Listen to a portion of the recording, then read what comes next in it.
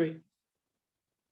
Hello, and welcome back to Kenny the Sports Guys podcast. I'm your host, Kenny Severo, and another episode of Sports Ball Talk is next. Joining the show today is Steezy A Smith, who is a journalist and probably has the best sports personality name in the business. he is an avid Seattle Seahawks fan and Miami Heat fan. Please welcome to the show, Steezy A Smith. Thank you for being on the show today, man. Hey, of course, Kenny. Man, it's a pleasure being on. Thank you so much for the kind words, and I hope you're doing well. Thanks for having me. Okay, my first question I have for you is I have to mention the name because you have the best name I have ever heard in the sports industry right now. So my question is, how did Steezy A Smith got started?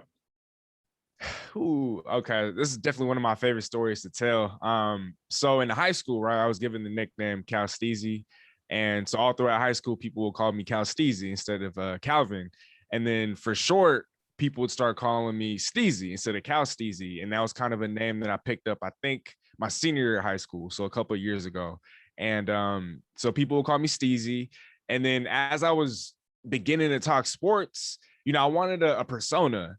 And Stephen A. Smith, as with, everyone else in our industry, we all aspire to, to be like him or to reach the level of success that he's reached. And we all, pretty sure watched him, or at least we've heard of him. And so Stephen A. Smith was always we heard him, all right. All right. We heard him, all right. How loud he is at times.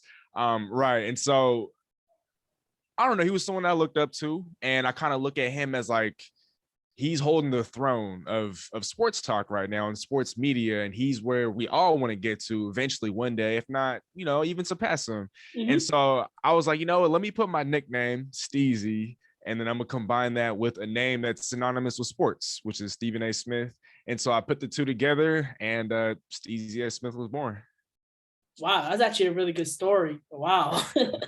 So I guess to me, you're like the better version of Stephen A. Smith, actually.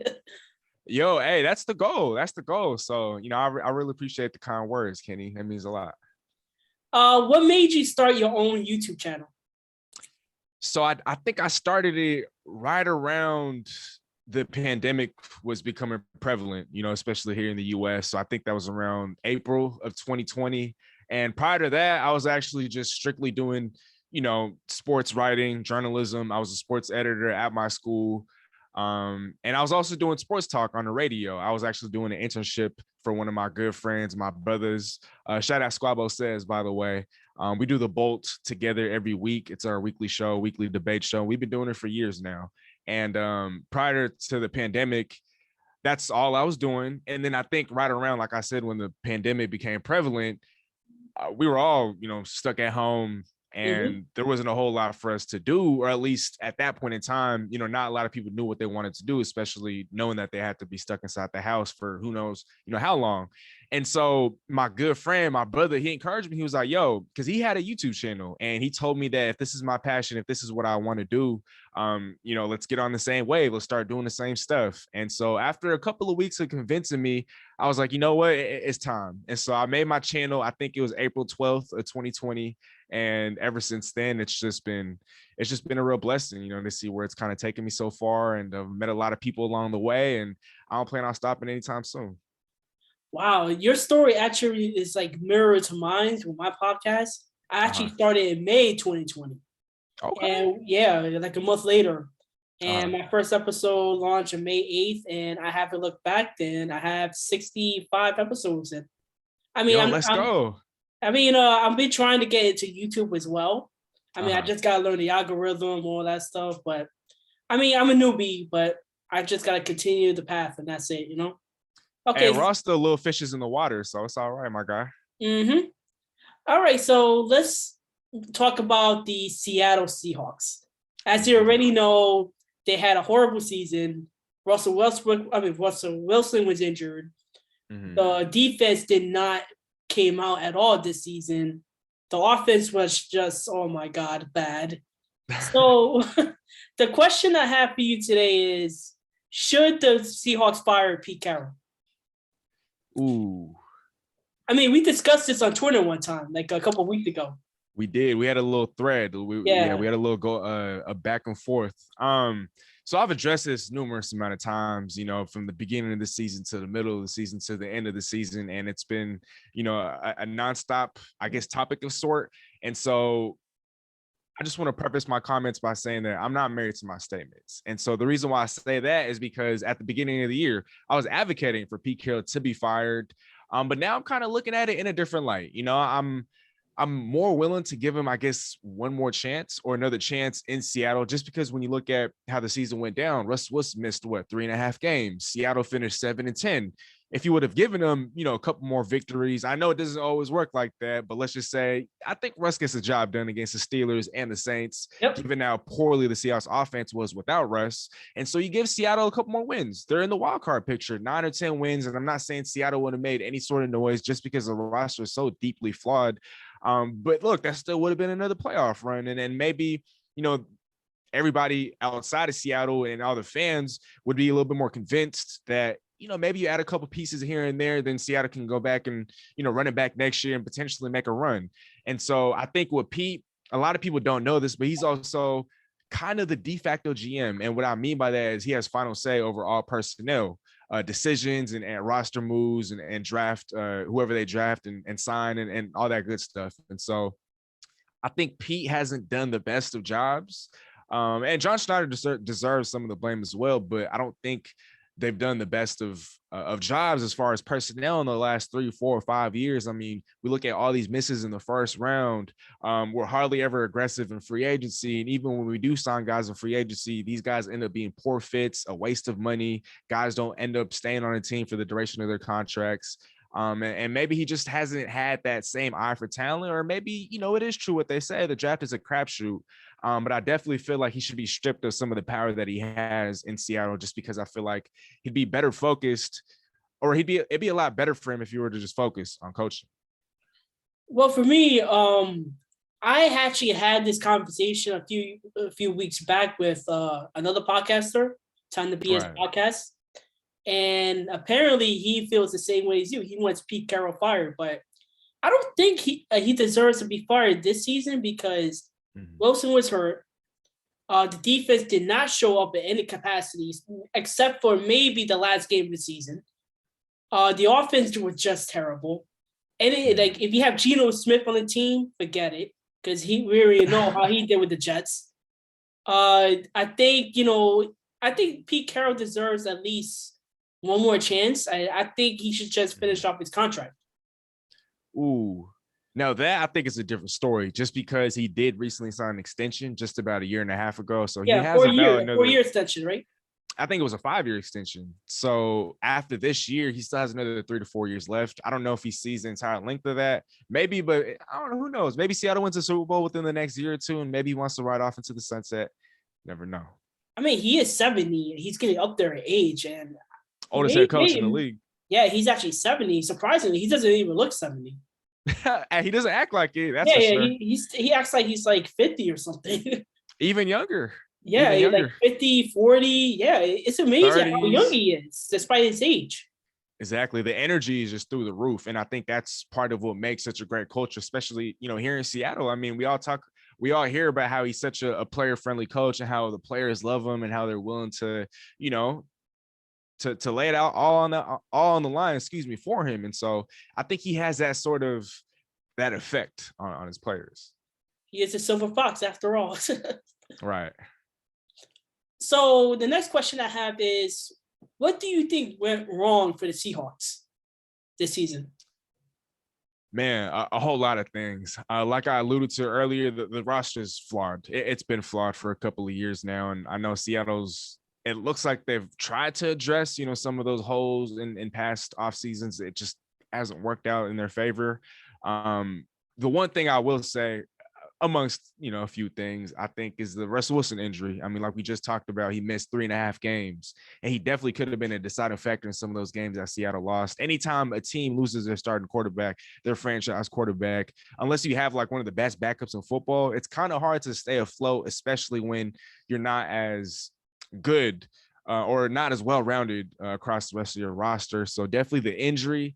I feel like the state of the NFC West. I mean, you look at the NFC Championship game right now. What does it feature? Two NFC West teams, the The Niners Niners and the and the Rams. Rams. And then the Cardinals were in the playoffs. The Seahawks, despite not having Russ for, all that time, still only finished a couple of games back from a playoff spot. And so to me, that kind of signals that every single team was more than competitive. And it's still the toughest and the best division of football by far. I mean, these teams Agreed. are elite, right? These teams are elite. And I think that Seattle, they've just kind of fallen off in terms of roster construction. Like I said, the pass rush just really wasn't a threat this year. Jamal Adams, a year after setting their career high for sacks by a defensive back with 9.5 last year, he had none. In 12 games, he had 0. And so wow, that was puzzling. Bobby Wagner had 170 tackles this year, but he started to look like, he was maybe losing a step or two. In terms of takeaway, Seattle just wasn't a team that really took the ball away a lot. And despite being 11th in terms of opposing points per game, Seattle gave up a whole lot of yards. And so teams were just able to go move up and down the field at will. And maybe it was by design for the most part, but still. And Seattle's run defense struggled to start the year off. I could list a whole bunch of things. Offensive line was yet again a problem. There were games in which DK Metcalf, Tyler Lockett just disappeared. The running game, Chris Carson only played 4 games. Rashad Penny didn't start to come on until the end of the year. There's so many things that went wrong. But I have no doubt in my mind this offseason, not everything, but definitely some of these things I hope to be fixed. And hopefully next year, we're back in the playoffs. I mean, I think you were right at everything that you just said. I think the offense was really bad because of Russell Wilson's injury. The defense, we are a far cry from the Legion of Boom all those years ago. Right. I will also blame the QB coach, Shane Waldron. Oh, the offensive coordinator. Offensive coordinator. I would blame him because some of the plays that he has done, like during the season, was very, very questionable. The play calling. Right. And I just feel like, they need to get rid of him. That he's part of the problem. But as long as the Seahawks offense stays healthy, Russell Wilson, plays lights out, I think they're gonna make the playoffs next season. Wait, do you think that, because this is his first year ever being an offensive coordinator, so do you think that he just doesn't deserve another chance and that he just deserves to get written off just a year after being on the job? I don't want to sound mean, but I think it's time for them to go get like more experience for the offensive side. Offensive coordinator side. Of course he's gonna screw up during his first year. That's just natural. Right. But it's a part of the process. Yeah, it's a part of the process. Yeah, but I just feel like they need to pull the trigger on this now because if not, it can either go 2 ways: either really good or really bad. And based on what happened this year, I think he's gonna be a very bad coordinator, but I could be wrong. I hope you are. But I hope you are. I don't want to be mean or anything, but based on what I saw this season from them, they look bad offensively. But no doubt. Aside from the fact that he was a first-year offensive coordinator in the NFL, like I said, though, not having Russ for 3.5 games, Chris Carson only played 4 games.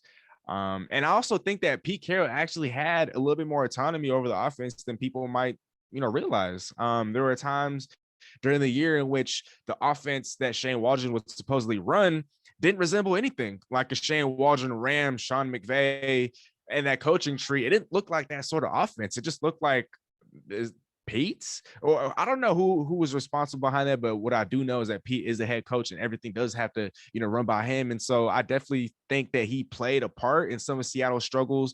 Obviously, there's a whole lot of blame pie to go around, but I just don't think that, in my eyes at least, I don't think Shane Waldron did a terrible job, especially given the circumstances. But I can also, see your point of view, and given the talent on the roster, what he did was, simply put, unacceptable. 23 points a game on the year.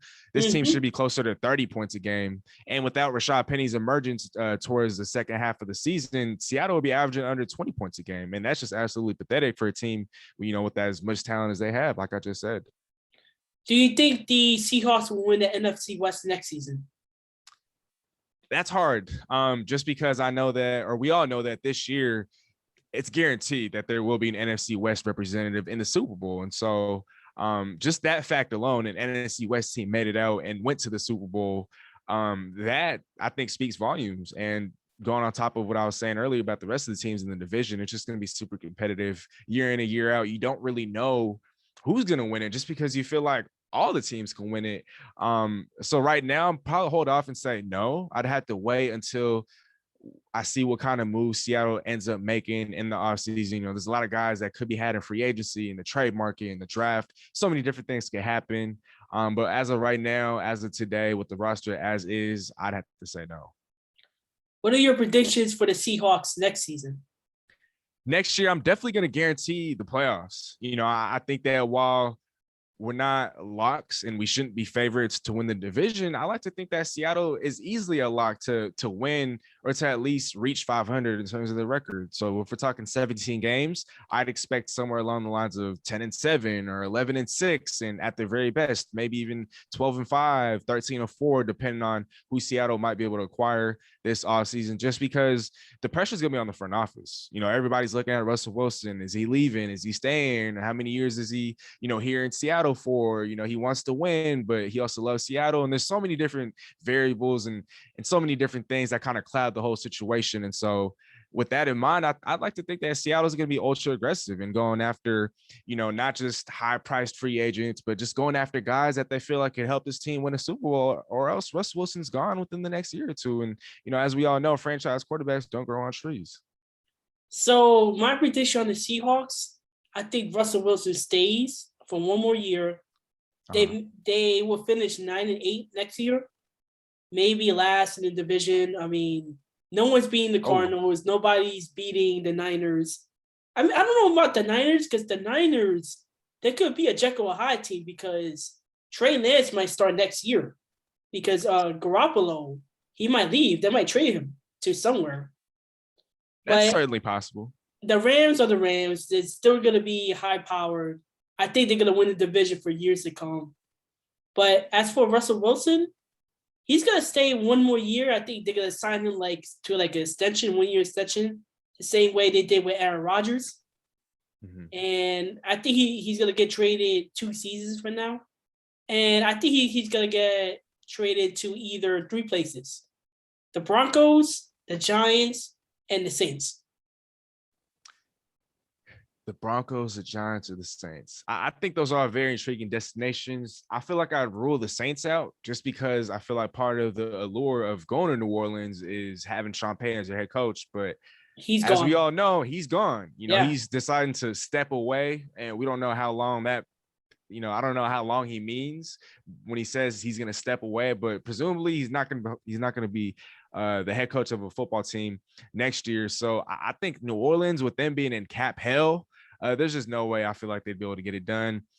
The Giants, Russell Wilson, he wants to win. He wants to play there, believe it or not. Well, yeah, I mean, everybody wants to be in New York, right? But if he's serious about winning, I think the Giants would probably be the worst team other than the Jaguars if he wants to win, just because that team, it's a mess. It's very disastrous what's going on over there.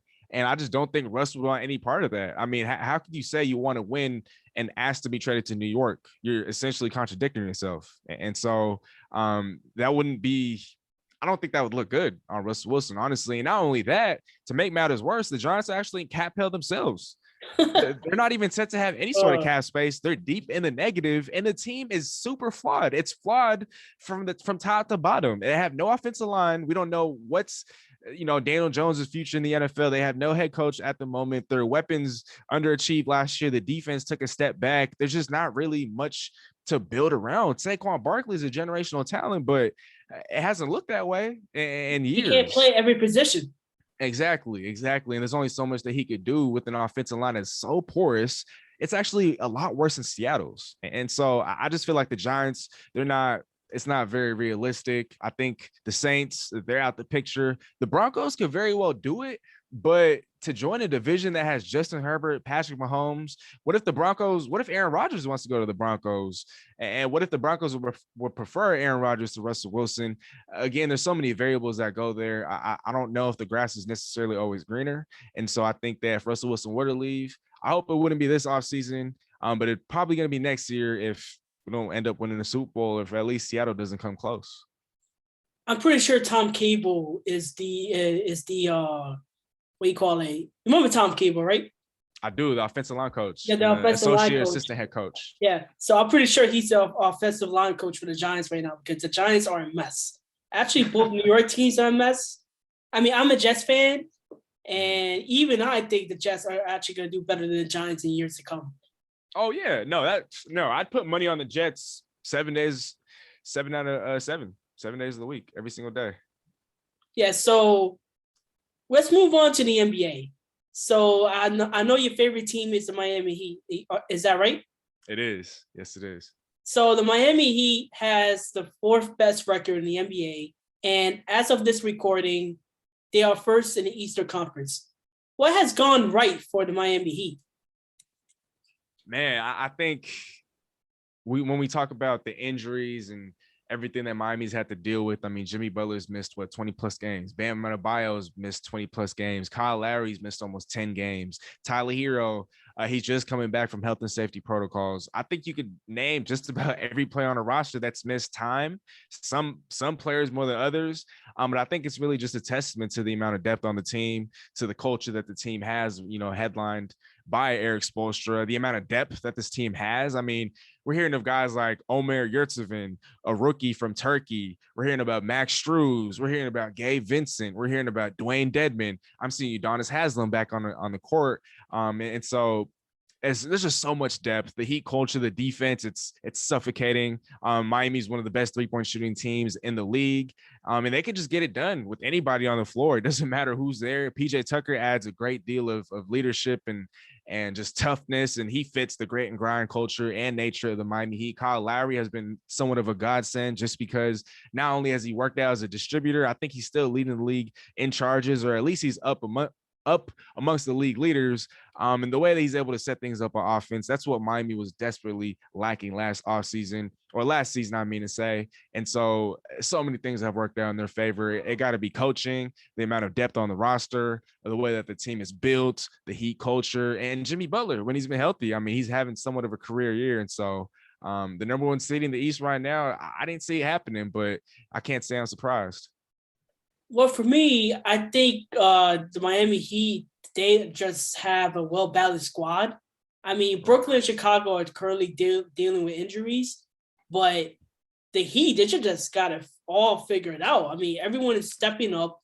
It's that next man up mentality where they could put anybody in the court right now and they will just produce. And they had thrived through adversity throughout so far this season. I mean, it's just incredible for them to watch. And also, this team kind of reminds me of the 2020 squad that went to the NBA Finals. Shoot, my bad, bro. I totally blanked out. Say that one more time. So they kind of remind me of the 2020 squad that went to the NBA Finals a couple years ago. Oh, no doubt. I mean, I think some of the pieces aren't there, Goran Dragic, but I think Kyle Lowry's an upgrade. I honestly think that this team is more dynamic offensively. This team is more explosive offensively. And I think that this team offensively, can do a lot more things on that end of the floor. And defensively, this team might even be better than that team that went to the finals. But I think this team has so much potential. And I was telling people before the year, I mean, we might not have a top 10 player on the roster, but look, don't be surprised if this team goes to the Eastern Conference Finals. I could see it being or the Miami NBA Finals, or even the NBA Finals. Just because with Brooklyn, obviously the status of Kyrie Irving, he's going to be a part-time player. KD's injured yet again. It sounded like Harden doesn't want to be there long term. He doesn't like Brooklyn. That's what it looks like. There's some He distractions doesn't like over there living in Brooklyn, actually. That's what it sounds like. And then Chicago, Lonzo Ball's out. And then there's some Alex Caruso's out for some time, and so there's injuries there. Philadelphia, they don't have Ben Simmons. They haven't traded Ben Simmons yet, and so Milwaukee, obviously, they're still going to be there as the reigning defending NBA champions. But I could very well see Miami, paving a path towards supremacy in the Eastern Conference if things continue to keep up the way that they are. Do they stay the number one seed this season for the rest of the year? That's tough. I don't think Miami needs the number one seed just because they're so good both on the road and at home. That said, though, I'm going to say no. I just feel like a team like, I don't know, Milwaukee could really turn it up down the stretch. Miami, I know we just talked about how injuries haven't been the worst of things to affect Miami, but some of their best guys aren't the most durable, and so who knows? Maybe down the stretch, guys might be rested. I just don't think Miami's the sort of team that would play for the number one seed, especially if they do have nagging injuries down the stretch. I'd like to see them go for the number one seed. But as of today, I'm going to say no. So I got the Brooklyn Nets finishing first. The Bulls surprisingly finishing second, and the Heat finishing third. Hey, I'm all for it, bro. I mean, like I said, I had a hard time convincing people that this was the top 4 team in the East last offseason. So for you to put them in your top 3, I mean, that's I love it. Will the Heat make the NBA Finals this season? Ooh. And you put me on the spot because, of course, I want to say yeah. I do want to say yeah. I think Miami is certainly capable, but at the same time, I'm also a betting man. And if Brooklyn, if they're fully healthy, and even if Kyrie's just a part-time player, I guess it's not the worst thing in the world, just because in a playoff series, he could still play up to 3 or 4 games, and I feel like that'd be enough. But if Brooklyn's fully healthy, I could see Brooklyn in the Eastern Conference or representing the Eastern Conference in the NBA Finals. And if not Brooklyn, potentially Milwaukee. But if it's not those 2 teams, I could definitely see Miami making a run. So who I got in the NBA Finals? I think I have the Brooklyn Nets versus the Phoenix Suns. The Suns are killing it right now. I'm surprised. I don't think anyone expected them to be the number one seed in the West, much less the best team actually in basketball in terms of regular season record. Right. I don't think anyone expected that a year after making their unexpected run to the NBA Finals. So, respect and hats off to the Suns. I mean, a lot of people are taking them lightly, and I wouldn't be surprised if they proved us all wrong and made it 2 straight trips to the finals. Yeah, probably the only obstacle in their way is the Golden State Warriors. They're doing really well as well. Right. Steph Curry is playing lights out as usual. And I will not be surprised if they meet up in the Western Conference Finals. I wouldn't be surprised either. I know a lot of people have given up on the Lakers, but the Lakers, I mean, they're done. They're done. No, look, AD is coming back, and the Lakers they might be able to make moves. They might be small, they might be minor, it won't be any superstars or anything of that nature. But the Lakers could potentially make a move or two, and maybe even the buyout market, after the trade deadline. And so I'm not going to rule out the Lakers just yet. They're a team to be judged in the postseason, not the regular season. I tell people this, like, getting Russell Westbrook was the worst thing that happened to the Lakers in a very long time. Because that's harsh. I mean, because you know how Russell Westbrook plays, like he just how you call it, like he passes. He's definitely reckless. He's reckless. He passes stats, and I believe they should have kept Schroeder. But Schroeder shot himself in the foot because he wanted an $85 million deal, and that the Lakers actually gave it to him. But he said Sorry, so they offered him 4 years at 84, and then reportedly he wanted 100, which he later denied. I don't know if there's any truth to that, statement, but they did offer him 4 years at 84. But I'm actually glad they didn't, just because I know he's having a decent year with the Celtics this year, but he's just, in my eyes, he's not worth that much money. Nah, I think he's a pretty decent player, but he's just serviceable.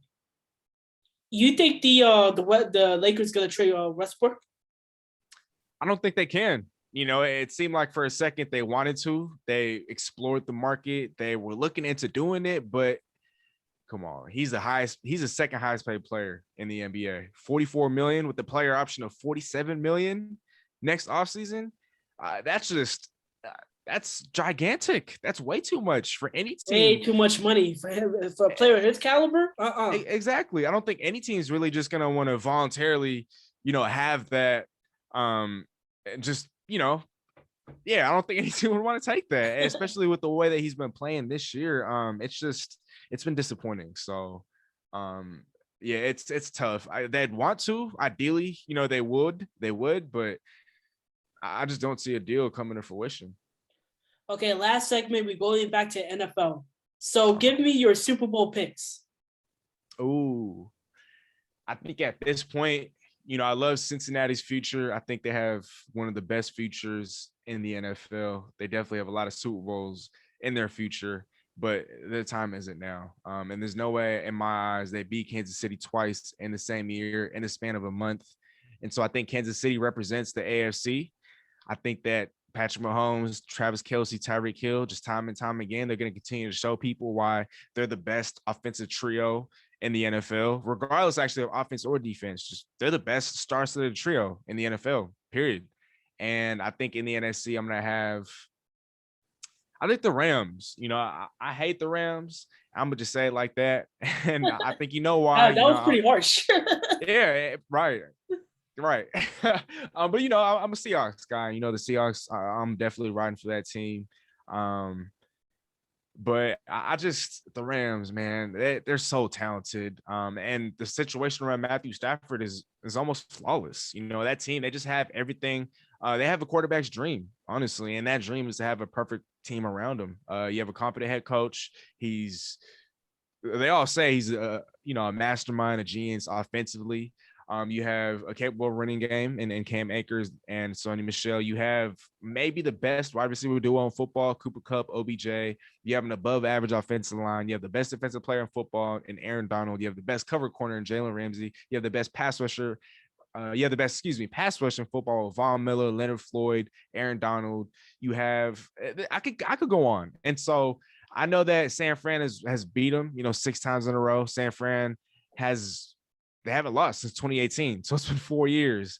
But I just feel like the Rams, they're going to be able to get over the hump and they'll be able to represent the NFC in the Super Bowl. And I think it'll come down to the Chiefs and the Rams. And I can't ever root for the Rams to win a Super Bowl. So by default, I'm going to go with the Chiefs.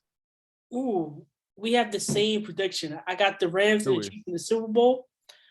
I think the Bengals' time is not now. I mean, Joe Burrow's playing really well. Ja'Marr Chase is clearly Rookie of the Year, offensive Rookie of the Year. But I'm sorry, Sports Stu Hines, but he's a podcaster that he's a huge Bengals fan.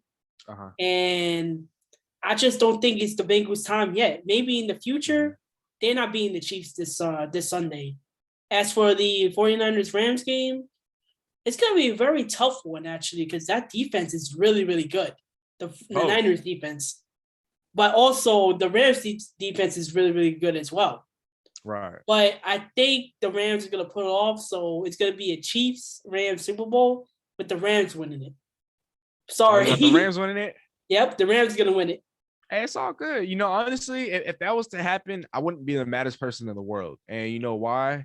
It's because if I'm a player on the Seahawks and I see a team, especially when it's a team that I hate and they win it all, that's only going to motivate me throughout the offseason. I'm going to be so inclined. I'm going to be that much more motivated. Not that I need any more motivation, but I'm going to be that much more motivated to want to be able to just, grind my butt off, grind my tail off all offseason and try to get the team to buy in, try to get the team to lock in and make sure we're all on the same page. And, every time we play the Rams in the upcoming regular season, we're going to play like we have chips on our shoulders because, they're the defending Super Bowl champions and we got to bring it to them, each and every single time out. And so I wouldn't mind it. I feel like it actually helps Seattle in the long run. So I have one more question. Do you have anything you want to promote and where can people find you on social media? Yeah. First of all, I just want to say thanks for having me, Kenny. It was a great time. Definitely a pleasure. And I'd love to have you on my show sooner rather than later. So thank you so much for having me. If you guys are tuned in, for people that will tuned in, definitely be sure to show my guys some love at Kenny the Sports Guy on all socials. And then last but not least, Kenny the Sports Guy 1. Oh yeah, you have to change your name. Yeah, it's Kenny Sports Guy 1 actually. Okay, yeah, you guys heard the man. And then, once you do that, feel free to find me primarily on YouTube as Steezy A Smith, SteezyASmith.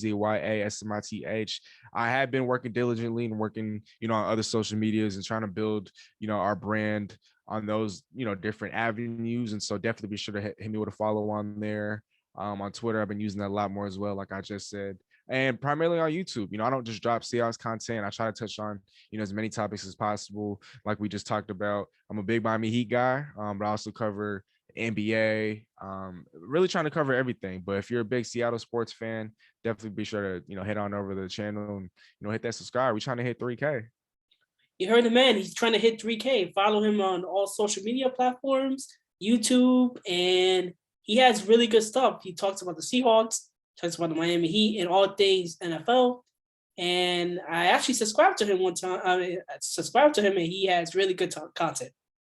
Hey, thank you so much, bro. I appreciate that. Well, that is the end of this episode. A big thank you for Steezy A Smith for joining the show. Head on over to kenthesportsguy.com, Ken with 2 N's, and my social media pages on Instagram at Kenny Sports Guy 1, and on Twitter at Kenny Sports, on Twitter at Kenny_sports, and TikTok Kenny Sports Podcast. This episode will be on my Kenny the Sports Guy YouTube channel. Link for both the video and the podcast versions will be in the description below. Until the next episode, see ya, and I hope you stay safe and healthy. Go Hawks.